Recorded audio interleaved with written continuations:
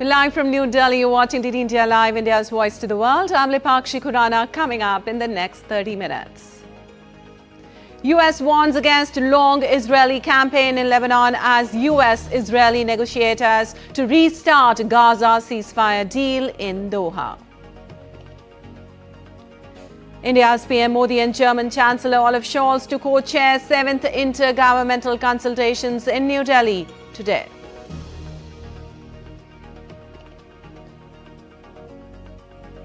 Cyclone Dana makes landfall on Odisha coast, more than 6 lakh evacuated.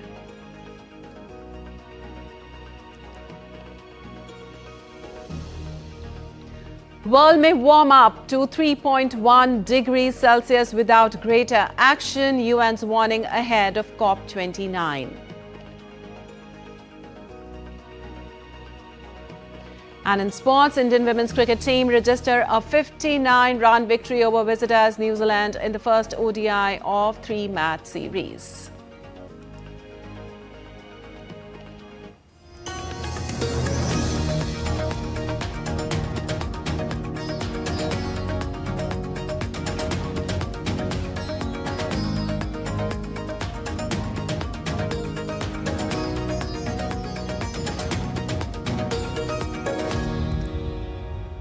On to the details now. As the efforts got underway to hold fresh talks over a ceasefire and hostage deal in Gaza, the United States said it does not want a protracted Israeli campaign in Lebanon. During his visit to Doha, U.S. Secretary of State Antony Blinken warned Israel not to lead a protracted campaign against Hezbollah in Lebanon. Blinken said Israel must take the necessary steps to avoid civilian casualties and not endanger UN peacekeepers or the Lebanese armed forces. Blinken said the U.S. was working on a diplomatic deal which would allow civilians on both sides on the border to return to their homes.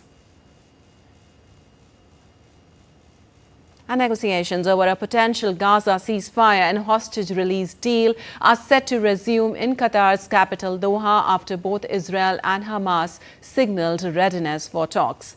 An Egyptian security delegation met with the delegation of Hamas leaders in Cairo on Thursday as part of efforts to resume the Gaza ceasefire negotiations. The talks in Cairo are part of Egypt's ongoing efforts to resume ceasefire negotiations.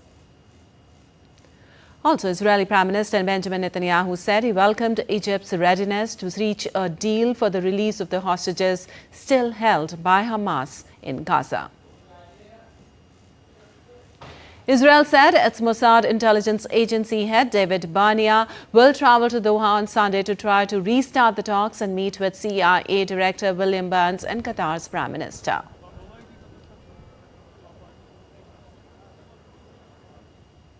And several strikes hit the southern suburbs of Beirut early on Friday as large explosions among buildings and thick smoke was seen rising in the sky. Israel has used airstrikes to pound southern Lebanon, Beirut's southern suburbs and the Bekaa Valley and sent ground forces into areas near the border. Israel unleashed its Lebanon offensive with a declared aim of securing the return of tens of thousands of people evacuated from homes in northern Israel during a year of cross-border hostilities with Hezbollah.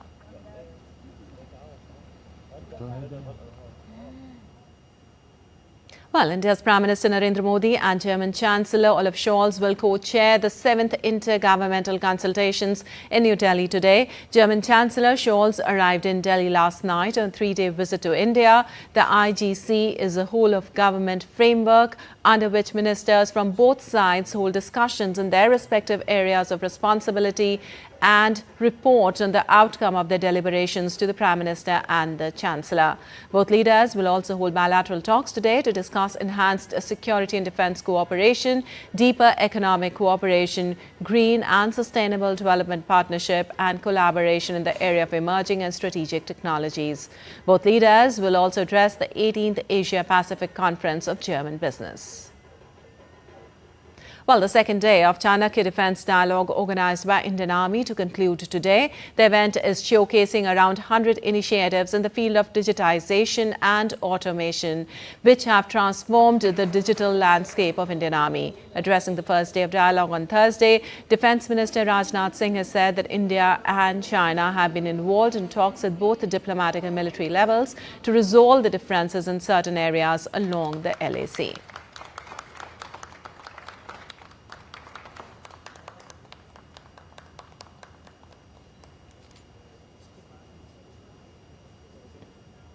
India and China have been involved in talks both at diplomatic and military levels to resolve their differences in certain areas along the LAC. Pursuant to the talks, broad consensus has been achieved to restore ground situation based on the principles of equal and mutual security. The consensus achieved includes patrolling and grazing to traditional areas.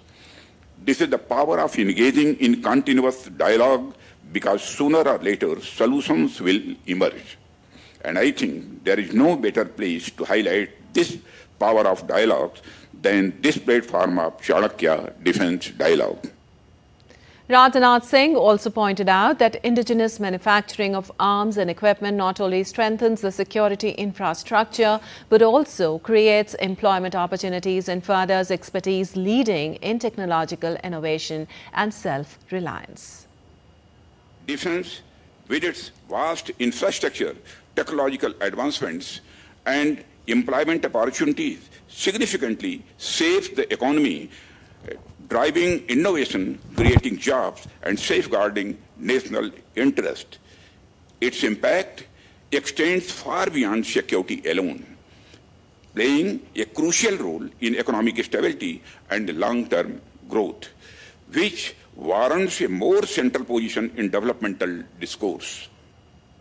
Well, the severe cyclonic storm Dana makes landfall on the Odisha coast late on Thursday night, with the Indian Meteorological Department expecting it to continue until Friday morning. Various parts of the eastern state of Odisha experienced heavy rainfall, strong winds and rough sea conditions. The IMD issued a red warning for heavy to very heavy rainfall in 7 districts: Mayurbhanj, Cuttack, Jajpur, Balasore, Bhadrak, Kendrapara and Jagatsinghpur. Additionally, an orange warning has also been issued for 5 districts, including Puri, Khurda, Nayagarh and Dhenkanal, for heavy rain during this period.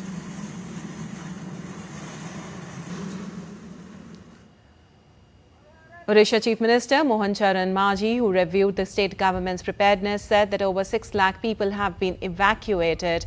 Moreover, according to Weather Department, the northeast region will also experience light to moderate rainfall on Friday, as the landfall has triggered massive storm surge and heavy rainfall. Parts of Jharkhand, including the Kolhan region, are also set to face heavy to very heavy rainfall due to the impact of Cyclone Dana.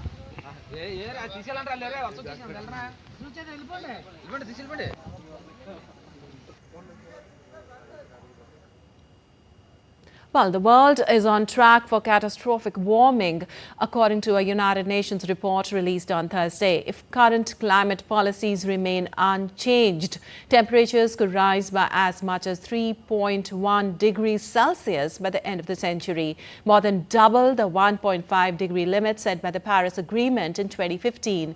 With global temperatures already up by 1.3 degrees, the UN report warns of dire consequences if nations don't take immediate, stronger action to reduce emissions. The annual emissions gap report calls for urgent global reforms as leaders prepare to meet at next month's COP29 summit in Azerbaijan. The negotiations will shape future national climate goals, with the next round of emissions target due by 2025. And Nepal's Prime Minister Disaster Relief Fund deposits accumulates rupees 1.81 billion. The amount was deposited to the Fund for Disaster Survivors as of October 20th. Nepal's government has been spending this amount to relieve and rehabilitate the people affected by the floods and landslides following the incessant rains on September 27-28. Families of 238 deceased in recent floods received financial assistance from the government. Municipalities in crisis areas are also receiving funds to cope with the impact of recent disasters.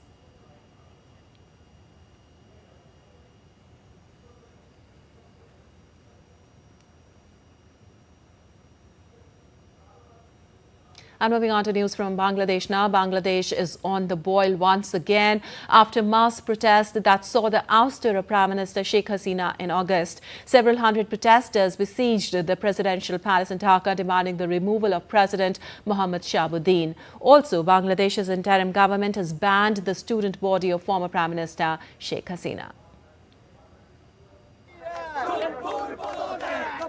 Even as Bangladesh is recovering from a mass uprising that saw the ouster of Prime Minister Sheikh Hasina in August this year, a fresh controversy has erupted in the country. Several hundred protesters besieged the presidential palace in Dhaka on Tuesday evening and demanded the resignation of President Mohammad Shahabuddin,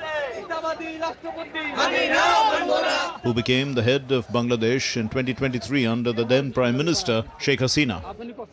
In another development, Bangladesh's interim government has officially banned the Bangladesh Chhatra League, the BCL, the student wing of the ousted Prime Minister Sheikh Hasina's Awami League party, declaring it a terrorist organization. The Ministry of Home Affairs cited the BCL's history of serious misconduct over the past 15 years, including violence, harassment and exploitation of public resources. The ban under the Anti-Terrorism Act takes effect immediately. Following the ouster of Sheikh Hasina, Bangladesh has also seen a dramatic surge in violence against women. Bangladeshi female students marched in Dhaka demanding action by the government. We wanted to build a new Bangladesh through an uprising where we want to ensure equal rights for men and women. We also want to remove the discrimination that exists in the society regarding the treatment of men and women. Following the ouster of the Premier Sheikh Hasina, the country saw an increase in atrocities against Buddhists, Christians and Hindus living in the neighboring Bangladesh. Recently, members of the minority Hindu community celebrated Durga Puja under tight security following a spate of attacks against Hindus. With inputs from Naval Singh Parmar, Fuzail Ahmed's report for DD India. And still to come on the edition of DD India. In US elections, war awards take center stage in campaigning by both the presidential candidates.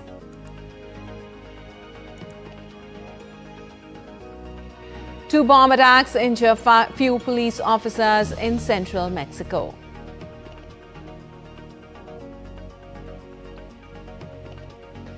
And US fast food chain McDonald's pulled fresh onions out of their menu items after the vegetable was named as the likely source of an E. coli outbreak.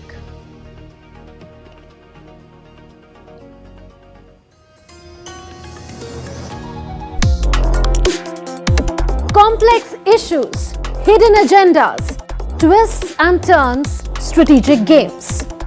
We think all dots are linked. We just need to connect them. Join me every week as I connect the dots to unravel hidden designs in statecraft, mysteries, and decode issues that matter to you. Watch Connecting the Dots with me at these times on DD India.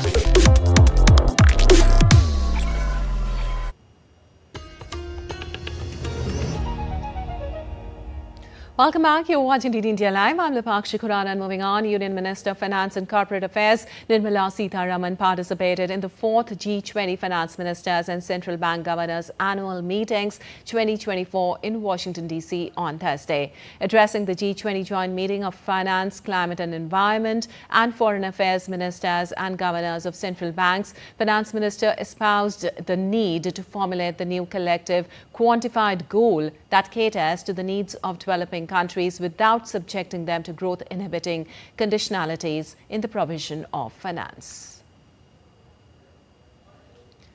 Union Minister Nirmala Sitharaman met Chancellor of the Exchequer of the United Kingdom, Rachel Reeves, on the sidelines of the meet. Both the leaders discussed bilateral issues. And in US elections, war of words has taken center stage in the campaigning by both the presidential candidates. Former President Donald Trump is holding rallies in Tempe, Arizona and Las Vegas, while Vice President Kamala Harris is in the Atlanta suburbs with former President Barack Obama and musician Bruce Springsteen. More than 30 million voters have already cast their ballots as of Thursday evening, according to tracking data. From those, more than 30 million of those votes were in person, with more than 17 million by mail ballot. On the campus of Arizona State University, Donald Trump took a dig at Joe Biden, saying it was stupid of the Democratic president to say Trump should be locked up. Trump criticized Biden and Harris on the issues of immigrants and violent crime.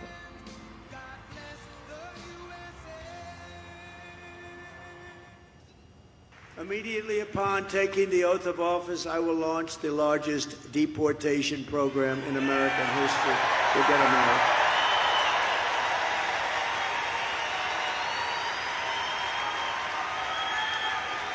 And I will rescue every town across America that's been invaded and conquered. These towns have been conquered. And we will put these vicious and bloodthirsty criminals in jail, or we'll kick them the hell out of our country as fast as we can. And I'm hereby calling for the death penalty for any migrant that kills an American citizen or a law enforcement officer.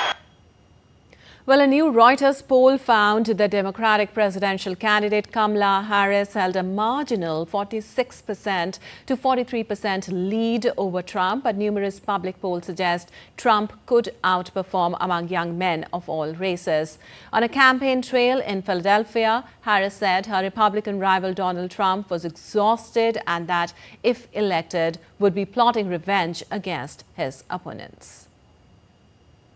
Either you have the choice of a Donald Trump who will sit in the Oval Office, stewing, plotting revenge, retribution, writing out his enemies list, or what I will be doing, which is responding to folks like the folks last night with a to-do list. Well, Harris brushed aside concerns about a gender gap amongst voters, saying she didn't see that kind of disparity. What I am saying is, in equal measure, men and women talking about their concerns about the future of our democracy, talking about the fact that they want a president who leads with optimism and takes on the challenges that we face, whether it be grocery prices or investing in small businesses or home ownership. So I'm not actually seeing that kind of disparity, and I intend to be a president for all Americans. While Kamala Harris was seen rallying with rock legend Bruce Springsteen, entertainer Tyler Perry and former President Barack Obama in the battleground state of Georgia on Thursday. Obama has been campaigning in political swing states for Vice President Kamala Harris. He said Trump was acting like a doddering old man and noted that Harris had actually worked at McDonald's earlier in her life. About 20,000 people attended the Georgia rally, which would make it her largest political rally yet, according to her campaign. Thursday's rally also marks the first time Harris and Obama campaigned together. Harris is slated to appear with Michelle Obama on Saturday in Michigan, one of 7 swing states expected to decide the winner. It is the latest attempt by the Harris campaign to capitalize on the backing of movie and music stars to rally voters in the closing days of a tight election race against Republican rival Donald Trump. On Friday, she will appear with Beyonce in Houston.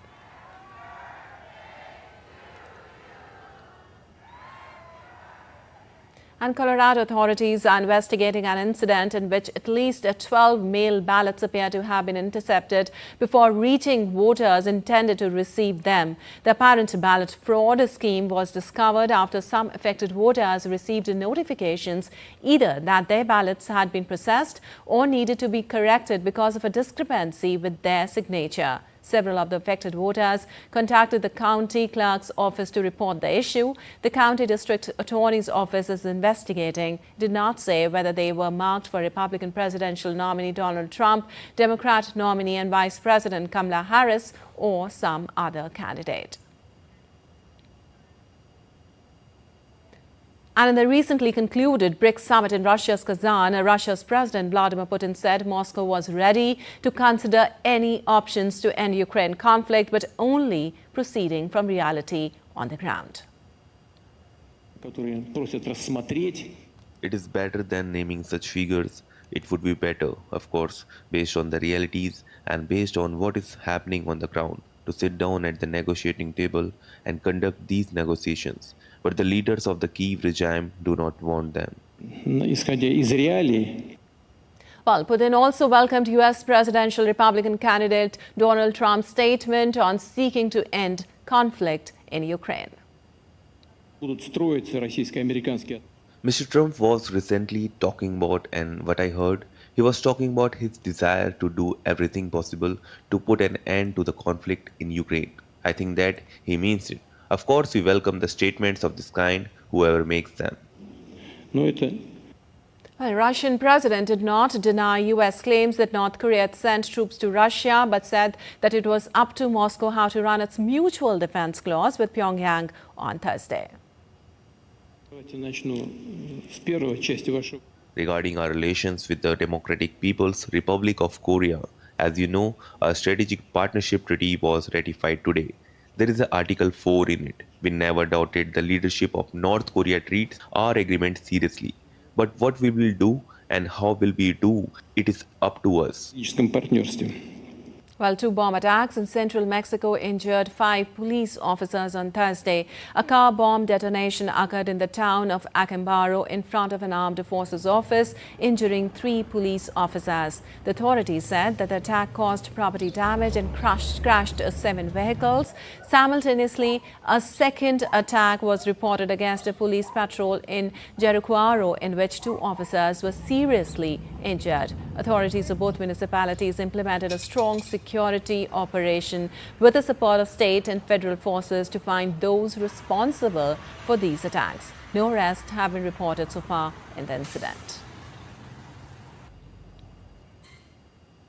And groups of protesters started gathering Mozambique's Maputo on Thursday after Mozambique's ruling party, Frelimo, retained power in this month's national election, extending its 5-decade rule as the opposition accused it of fraud.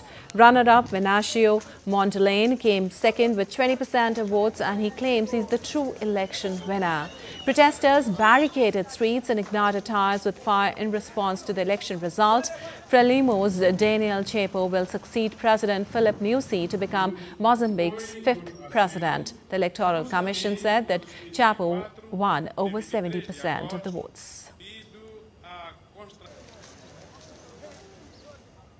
And now let's take a look at other stories making news around the world. U.S. fast food chains were pulling fresh onions out of their menu items on Thursday after the vegetable was named as the likely source of an E. coli outbreak at McDonald's opened new tab restaurants that has sickened 49 people and killed 1. Search engine giant Google appealed to rigorously enforce its policy to demonetize environmental disinformation, saying ads placed alongside climate denial content persistently popped up despite the tech titan's pledge to crack down. The open letter addressed to Google chief Sundar Pichai, endorsed by thousands of signatories, comes in the wake of major hurricanes in the United States, sparking an avalanche of disinformation and just weeks before the UN COP29 climate summit. American actress Jennifer Lawrence walks the red carpet at the AFI Fest screening of Zuroski v. Texas, a documentary she produced about the legal fight of 3 women who suffered unspeakable tragedy after they were refused access to abortions in Texas. Lawrence's presence highlighted her commitment not just as an entertainer, but as an advocate for change, emphasizing the urgency of amplifying the voices of those who have suffered in silence. Guatemala City's La Aurora Zoo opens its new enclosure for Bengal tigers named Dali and Romina, who were seen exploring their new home, climbing on logs and curiously sniffing around, much to the delight of the gathered spectators. The new habitat, which was officially opened with a small ceremony, aims to provide the tigers with a spacious and more naturalistic environment that mimics their wild habitat. And in sports, India women's team overcame New Zealand to secure a 59-run victory in the first ODI on Thursday. Chasing 228 runs for victory, the visitors were bowled out for 168 runs. Radha Yadav spun a web around the New Zealand batters to grab 3 wickets for 35 runs, while Saima Thakur delivered telling blows to grab 2 scalps. For the Kiwis, Brooke Halliday top scored with 39. Deepti Sharma was named player of the match for her contributions with the bat and the ball. Sharma scored 41 runs and took 1 wicket. The Indian team go 1-0 up in the 3-match series. The second ODI will be played on Sunday. And India's Washington Sundar claimed a career-best 7-wicket haul, and spin partner Ravichandran Ashwin took 3 wickets to dismiss New Zealand for 259 in the opening day of the second test in Pune. Washington justified his selection by scything through New Zealand's middle and lower order to finish with 7 wickets for 59 runs, while Ashwin took 3 wickets for 64 as India dismissed the tourist early. Meanwhile, Devon Conway made 76 while Rachin Ravindra scored 65 before Washington took charge and put India in a strong position. In reply, the host reached 16 runs for loss of 1 wicket at stumps. India lost Rohit Sharma early, but Shubman Gill and Yashasvi Jaiswal were at the crease. Well, Key West, Florida turned into a lively playground as party animals of all shapes and sizes strutted their stuff at the annual Fantasy Fest Pet Masquerade. This beloved event, a part of the larger Fantasy Fest celebration, invites pets and their owners to showcase their creativity and whimsy in an extravagant costume contest. Take a look.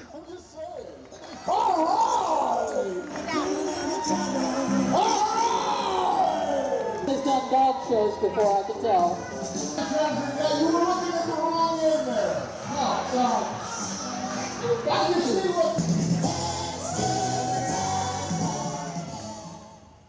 All right, that's all for this edition of DD India Live, but let us know your thoughts on the news of the day. For those on the go, you can get all the latest news and updates from India and across the world on the DD India mobile app. The app is available on both Android and iOS platforms. Scan the QR code on the screen to download now.